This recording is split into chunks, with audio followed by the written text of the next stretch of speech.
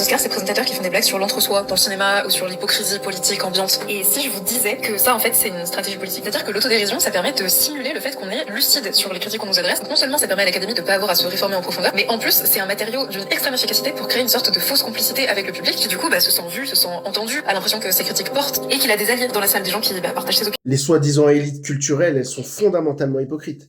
Parce qu'elles font toutes ces leçons sur la sobriété, mais elles vivent dans un luxe que on ne connaîtra jamais. T'as le cas Leonardo DiCaprio, qui est une figure emblématique de l'activisme environnemental.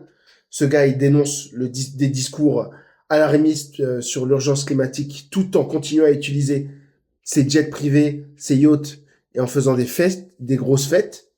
Et c'est la même chose pour les Oscars. Parce que les Oscars, lors de la cérémonie 2026, il y a une photo qui a montré que le Dolby Théâtre, le théâtre là où ils font les Oscars, il était jonché de déchets. C'est tout ce qui est bouteilles d'eau, emballage, après le départ des célébrités. Alors que à cette même soirée, elles ont vanté la protection de la planète, etc., etc. Tout ça, c'est que une posture, c'est que de l'hypocrisie. Quand Hollywood s'est mis à dénoncer MeToo en 2017-2018, alors qu'une grande partie de ceux qui dénonçaient publiquement, ils savaient depuis des années ce qui se passait et continuaient à couvrir et à travailler avec les prédateurs. Donc, le public, il est pas dupe. Le public, il vote avec sa télécommande, avec son portefeuille.